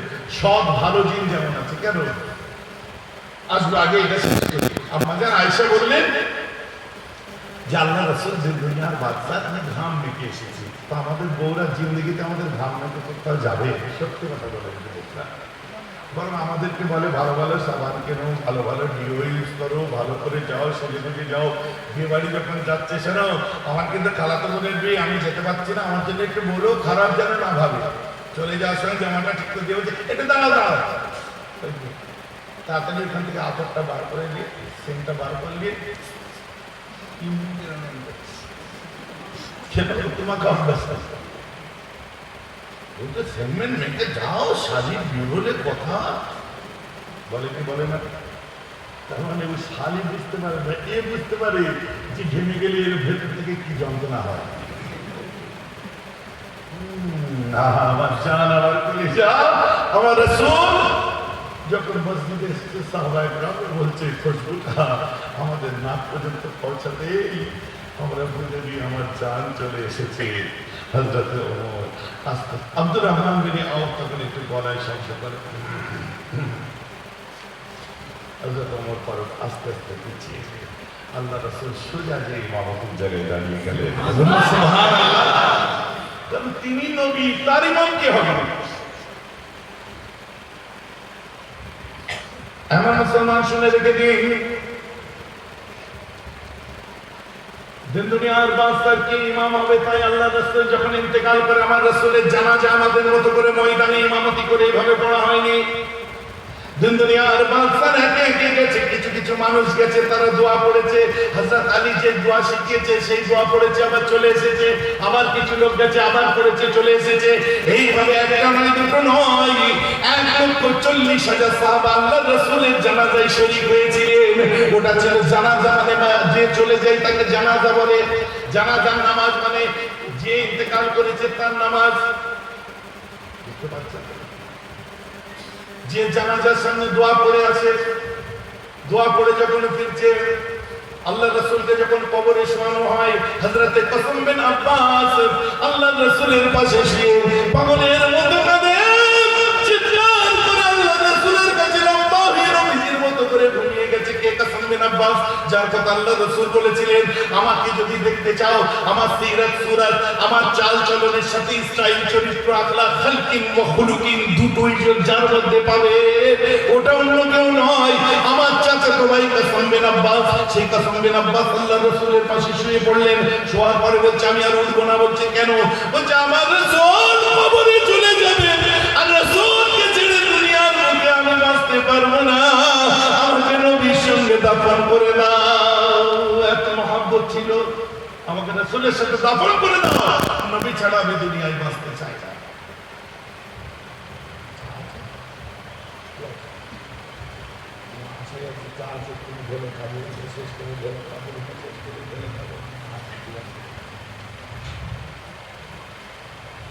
ভাইজান কথা বুঝতে পারছে?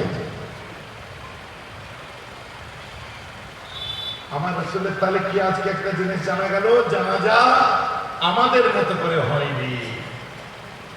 নবীজি জানাজায় হযরত আলী যে দোয়া শিখিয়ে দিয়েছিলেন, সব দাঁড়িয়ে দোয়া পড়েছে, চলে এসেছে, আবার পড়েছে, চলে এসেছে, আবার পড়েছে, চলে এসেছে। আমার নবীজি কি অসুখে ইন্তেকাল করেছিলেন, কি রোগ হয়েছিল, তাদের জানা নেই।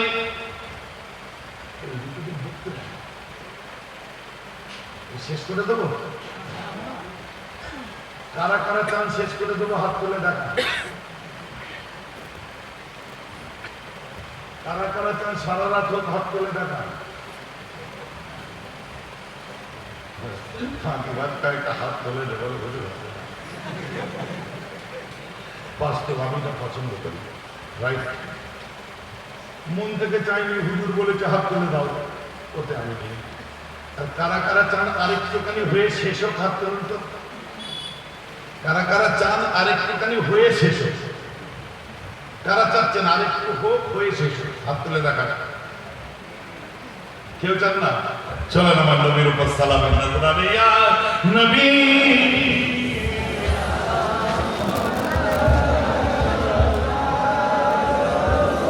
বাঁচালে বাবা চান না। ইয়া হাবিব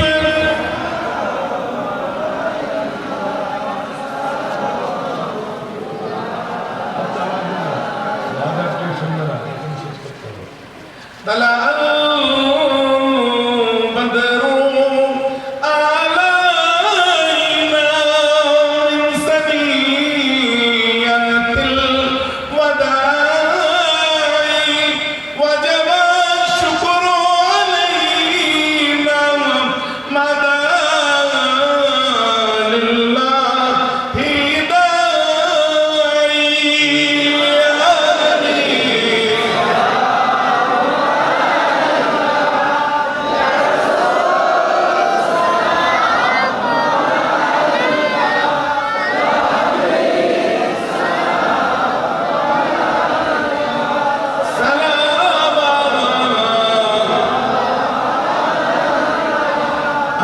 شمس أنت بدر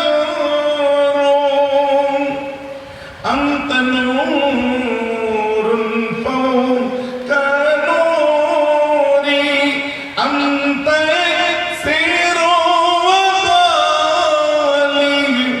أنت مصباح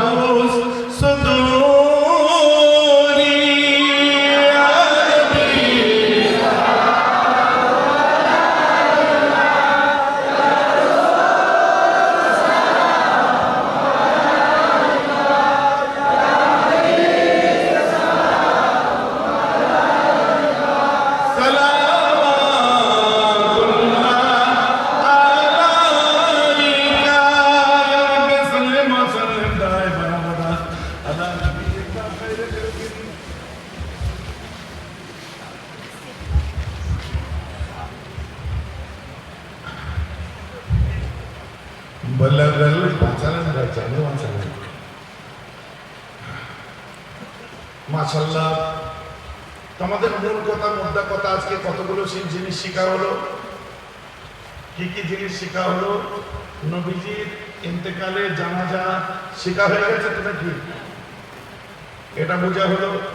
জুমার দিনে দুটো আজান কে চালু করেছিলেন? হযরতে উসমান গনি। গুড, বলুন না আলহামদুলিল্লাহ। এগুলো আমাদের যুবকদের দরকার আছে না নেই? আরেকটা কথা শিখিয়ে দিই, আমরা দেখবে আমিও শিখবো আপনাদের কাছ থেকে। কেবল এই মানসিকতা রাখবেন না খালি আমরা শিখাবো, আমরাও অনেক কিছু আপনাদের থেকে শিখবো। আপনার যেটা জ্ঞানী হয় সেটা শিখবো, আবার আমাদের যেটা আপনার অজানা সেটা আমাদের কাছে শিখবেন। এই মানসিকতা রাখা ঠিক নয় যে কেবল আমরা বলবো আপনারা শুনবেন, বুঝতে পেরেছেন? আবার অনেক ক্ষেত্রে দেখেছি নিজের ধার ধরে আবার অন্যের বিচার করে, বুঝতে পারছেন না? নিজের ধার ধরে কিছু কিছু ফিরিঙ্গে মার্কা ছেলে আছে, তারাও আমার ওই জমিয়তুল উলামায়ে বাংলা সংগঠনের মধ্যে ছিল। মানে এখন তারা আছে, আমি তো এখন নেই, ছিল। মেয়েরা মজুদ একটু রাজনীতি করছে, কথা বলতে পারছেন না? অথচ তারাই যে দেখি তাপস চ্যাটার্জি পায়ে তেল মারছে, বুঝতে পারছেন? আর আমি রাজনীতি করছি কি, যে আমি আমার ভাইদের সঙ্গে জলসা করছি। তাই তুই টিএমসি করিস, সংগঠনের মধ্যে ঢুকে তোর মতো করে সংগঠন চলবে ভাবলি কেন? বুঝতে পারছেন? তুই তো টিএমসি করিস, আর আমি তো কোনো পার্টি করি না, যার জন্যে পিছিয়ে পড়া মানুষের জন্য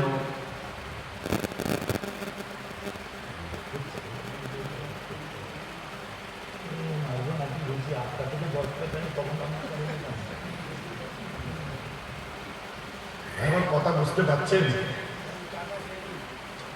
হুজুর বলছে আমি আমার ভাইয়ের সাথে জলসা করবো, এদের প্রস্তুত করছে। কোন জায়গায় কবে কোথায় দাঁড়িয়ে বলেছি আমি রাজনীতি করি? সেদিনেও যা বলেছিলাম আজও তাই বলছি। যারা বর্তমান রুলিং পার্টির লিডার এখানে আছে শুনে নাও, তোমাদের আব্বারা তাই এত যোগাযোগ করছে। আর দাঁতে কামড়াচ্ছে মেয়েরা হুজুরের কাছে এত মন্ত্রী লিডারদের যোগাযোগ কিসে? তোমায় দাঁতেই কামড়াতে হবে, কারণ তুমি জাহেল, আমার অবস্থানটা বুঝতে পারো না। আর তারা নেতা লিডার, তারা মিনিস্টার, তারা আমার অবস্থান বুঝতে পেরেছে। আমি এটাই বলেছিলাম, পিছিয়ে পড়া মানুষের জন্য যারা বলবে, সে আমার ভাই বলুক আর তোমার ভাই বলুক, আর রুলিং পার্টির কোন নেতা বলুক বা অপোজিশন কোন লিডার বলুক, পিছিয়ে পড়া মানুষের কথা যারা বলে সেই কথাগুলো আমাকে ভালো লাগে, আমি সেই কথাগুলো সমর্থন করি। যখন আমাকে প্রশ্ন করলো বা স্টেজে, তাদের সামনেই আমি বললাম যে আমাকে কোনো পলিটিক্যাল স্টেজে দেখতে পাবেন না, কারণ আমি ব্যক্তিগত আমার মত, আমি রাজনীতি করি না। তবে যে কোনো দল ভালো কাজ করলে আমি সমর্থন করি। এমনকি রুলিং পার্টির যেসব কাজ, ওই যে সবুজ সাথী, জলসার আগে বলিনি, ভোটের আগে বলিনি, সবুজ সাথী আমায় ভালো লাগে, কন্যাশ্রী আমায় ভালো লাগে বলিনি, দুয়ারে সরকার আমাকে ভালো লাগে, স্বাস্থ্য সাথী ভালো প্রকল্প ভোটের আগে বলিনি। কিন্তু আমদানের মাল ঝেড়ে খেলে কেন ওটা আমাকে খারাপ লাগে, ওটাও ভোটের আগে বলেছি। সেদিনও বলেছি, আজও বলছি, তুই 2 টাকার নেতা, তুই আমাকে নিয়ে বিচার করবি কেন? যারা বিচার করার করছে দেখ, তোমাদের সুপ্রিম পর্যন্ত যেটা বুঝার বুঝেছে দেখো। এটাই আমার সৌভাগ্য যে আমি পাবলিকের কাছে আমার অবস্থানটা ক্লিয়ার করতে পেরেছিলাম, কি যে আমি কোনো পলিটিক্স করি না, রাজনীতি করি না। আর আমি আমার ভাইদের সঙ্গে জলসা করবো না, তার মানে তোমার কথা, তুমি আমার কে? তুমি আমার কে হও? আর কোন রাজনৈতিক নেতার জন্য আমি কার সঙ্গে জলসা করব, কার সঙ্গে করবো না, ওটা ঠিক করে দেবে তোমরা? চোখের দিকে তাকাবার সুযোগ পাও না, দরবারে 14 বার যে ঘুরে ঘুরে চলে এসে চোখে দেখার সুযোগ পাও না, মাথায় উঠে নাচার চেষ্টা করছো। কথা বুঝতে পারছেন না? অতএব আমি কিভাবে চলবো সেটা আমি জানি, আমাকে বোঝাবেন না কিভাবে চলবো। তবে হ্যাঁ, আমি টিএমসির হয়ে কোনোদিন দালালি করি না, সিপিএম এর হয়ে করি না, আইএসএফ এর হয়ে করি না, কংগ্রেসের হয়ে করি না, কোন নেতার দালালি করি না। তবে হ্যাঁ, ভালো কাজ যারাই করে আমি সেই কাজগুলো সমর্থন করি। এটা ভোটের আগেও বলেছিলাম, আজও বলছি। কেন? আমি তো কোনো দল করি না, আমি তো কোনো রাজনীতি করি না। তোমার রাজনৈতিক লড়াই থাকে, এমএলএদের সঙ্গে করবে যাও, এমপিদের সাথে করবে যাও, আপনার নেতাদের সাথে করবে যাও, পীর সাহেবের সঙ্গে, পীরজাদার সঙ্গে, আমার সঙ্গে বিশেষ করে এই লড়াই করে তোমার লাভ হবে না, তাই কেউ করেও না। দু একজন একটুখানি করতে গেছিল, ওপর থেকে একটু কড়কানি খেলো, যে ওটার সঙ্গে লাগবে না, ওটা হাই প্রোফাইল আছে। কথা বুঝতে পারছো? অতএব তুমি নলেজ নেই যার সম্পর্কে, তার সম্পর্কে মাথা মারতে যাবে না। আমি সমস্ত নেতা, এমএলএ, লিডার যারা রুলিং পার্টির আছে, আমার সঙ্গে দেখা করে, ফোন করে, মিনিস্টাররা আছে, দোয়া দেয়, সব কিছু করে। কথা বুঝতে পারছো? আমি আলাদা করে কারো বাড়িতে আমি যাই না, আমি আলাদা করে কাউকে সংবর্ধনা দিতে যাই না। দিলে আমি সব থেকে আগে তো দেবো অভিষেক ব্যানার্জি। আর আপনার যখন প্রয়োজনই ছিল কারো বাড়ি যাওয়ার, আপনি আমাকে বলবেন, তবে তো সেখানে আপনার ব্যবস্থা করে দিতেন। কথাটা আমার বুঝতে পারছেন তো? যদি আপনি সেই দলকেই ভালোবেসেছেন, তাই দিতে ইচ্ছা করছে, তো বলবেন আমি তো সুপ্রিমোর সাথে করে দিতাম, আপনার তো নাম আরো বেশি হতো। মুজাদ্দেদ জামানের সুফি সুফিবাদী মানসিকতা দিয়ে কোনো কেউ ছেলে খেলা করবে, আমি সেটাকে পছন্দ করি না। বাপ, বেটা, ভাই, চাচা, আত্মীয় স্বজন, আবার মুফতি আজম বলে গেছিল যে এগুলো হচ্ছে মহব্বতের জিনিস। বাবা বড় মহব্বত করবে, জান দিয়ে ভালোবাসবে। আমি আমার চাচা, ভাই, চাচাতো ভাই, আপনজন প্রত্যেককে কলিজা দিয়ে ভালোবাসি, কারণ ওটা আমার মুর্শিদ, আমার পীর আমাকে বলে গেছে। কলিজা দিয়ে ভালোবাসি। ফ্যামিলি বন্ডিং এর জায়গায় কোনো কিছু ছাড় নেই, ফ্যামিলি বন্ডিং এর কোনো ছাড় নেই। ও তুমি তোমার নিজের ভাইয়ের সাথে তোমার হয়নি, আর তুমি নিজের ধার ধরে আমার বিচার করতে এসছো, তার মানে? আর আমি অতটাও সাদামাটা নয়, তুমি আমার মাথায় গোবর ঢোকালেও ঢুকে যাবে। কথাটা বুঝতে পারছেন? এখানে একটা ডেট ঠিক করা হচ্ছে, ট্রেনিং সেন্টার। সেটা কি? Basic Islamic training. মাসে আপনার 2 মাস 3 মাস অন্তর এটা হবে। হয়তো বছরে 2 বার 3 বার আমি আসবো, তারপরে আমার উলামা বোর্ডের কেউ আসবে। আপনারা কি রাজি আছেন? সকলে রাজি আছে? সকলে রাজি আছে?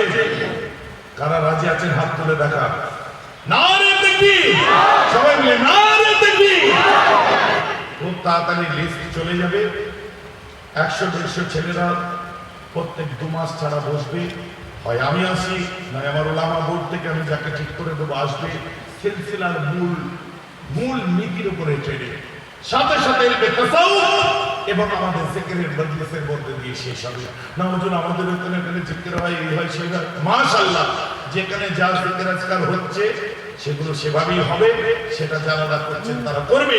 কিন্তু আমার 50 থেকে 100 স্টুডেন্ট প্রত্যেকটা গ্রামের মধ্যে আমার চাই, যারা আহলে হাদিসের সঙ্গে লড়বে, যারা ভ্রান্ত মতবাদের মানুষদের সঙ্গে লড়বে, যারা সিলসিলার নীতি আদর্শটা বুঝবে, এবং সেই সব ছেলেগুলোকে মাইন্ডসেট করতে হবে, মনের দিক দিয়ে মজবুত হতে হবে। ভাই ভাইয়ের জন্য জান দিয়ে দেবো, কিন্তু নীতি আদর্শের জায়গায় আপোষ করতে পারবো না। রাজি আছেন? নীতি আদর্শ মুজাদ্দিদ জামানের কাছে শিখেছি। তাই খুব তাড়াতাড়ি এই ট্রেনিং সেন্টার ইনশাআল্লাহ চালু হতে চলেছে। আপনারা আশা করি সব বসবেন। আপনারা সেখানে বসে কি আলোচনা হবে জানেন? এই যে আমাদের জানাজার নামাজ হয়, হয় কি হয় না? জানাজা হয় না? মুখে হানা বলতে পারো না? আমাদের জানাজা হয়। আল্লাহ প্রত্যেকের নসিবে জানাজা দান করুক, সকলে বলুন আমিন।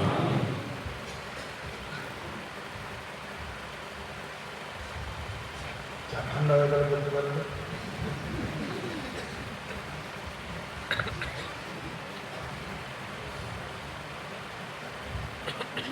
আল্লাহ আপনাদেরকে কবুল করে দিন, বলুন আমিন।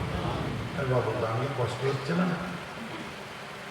ভাই বোন আমার দাঁড়িয়ে দাঁড়িয়ে কষ্ট করছে, বাইরে ভেতরে কত মানুষ স্টেজটা ময়দান পুরো ভর্তি হয়ে বসে আছে। হ্যাঁ গো, আমার জন্য না, আমার মুজাদ্দিদের জামানের জন্য, দাদা হুজুরের জন্য। বলুন না আলহামদুলিল্লাহ। আপনাদের কাছে একটা সুন্দর উপহারও আসতে চলেছে। আমরা জানাজার নামাজ এখানে হয়, জানাজার পরেই দেখবেন আমরা দোয়া করি। কি? জানাজা হয়ে গেছে, কাতার ভেঙে ফেলুন, বিসমিল্লাহর সঙ্গে 3 বার আলহামদুলিল্লাহ, 10 বার কুলু আল্লাহ, 11 বার দরুদ শরীফ পড়ুন। এখন ইসালে সব রেসালি বা দোয়া হবে, আমরা বলি না? বলি। দেখবেন ওই সময় কিছু কিছু লোক বলে জানাজাই তো দোয়া, আবার দোয়ার কি দরকার ছিল? বলে কি বলে না? তখন আমাদের ছেলেরা কি বলে, তোর বাপের দরকার নেই, পড়িস নি, আমার বাপের দরকার আছে, পড়বো। এটা কি বাংলা বাঙালি উত্তর? এই উত্তরটা হচ্ছে বাংলা বাঙালি। আচ্ছা, আমি এখানে রমজান মাসের আসতাম 2 বছর 1 বছর এসেছিলাম। রোজার মাসে ইফতার হলো, চাচা যাচ্ছিলেন। এটা কোন জায়গায়? এটা কর্নার টাইপের আছে, আছে না? তাই তো বলি, আমি সেই ধরনের মহব্বতের ফ্লেভার পাচ্ছি এখানে। ওটা কি বলে ওই জায়গাটার নাম? এটা কোন পাড়া? সত্যি বিশ্বাস? ইও বিশ্বাস। আল্লাহ সকলের বিশ্বাসকে স্ট্রং করে দিন, সকলে বলে না। আমার বক্তব্য আপনাদের খারাপ লাগলো নাকি? নীতি বিরোধী কথা বললাম না? ধর কাছে ধরে আছি আমি নেই, আর বাকি আমি পাটলি ধরেন করলামই না। আল্লাহ সকল 22টা স্টেট তো আল্লাহ ঘুরাচ্ছেন, দেখবেন এক্ষুনি। আচ্ছা, অনলাইন কোরআন ট্রেনিং যে চালু হয়েছে, যেখান থেকে আহমদ বিন ইউসুফ বিশ্বের যে 1 নম্বর কারি, 3 বছর উপর আহমদ বিন ইউসুফ যে কারি তৈরি করছেন, এই খবরটা আপনারা পেয়েছেন? অনলাইন ওয়ার্ল্ডের 11খানা দেশে কারা কারা এই খবরটা পেয়েছেন একটু হাত তুলে দেখান তো। খবর পেয়েছেন? আপনি পেয়েছেন? আপনি চিন্তা করেন, London, UK, Australia, Bahrain, Indonesia, Qatar, Saudi Arabia, India, Malaysia, এরকম 11খানা দেশে আমি একটা ওয়েবসাইট লঞ্চ করলাম। কারণ আমি আপনাদের আগে বারবার বলতাম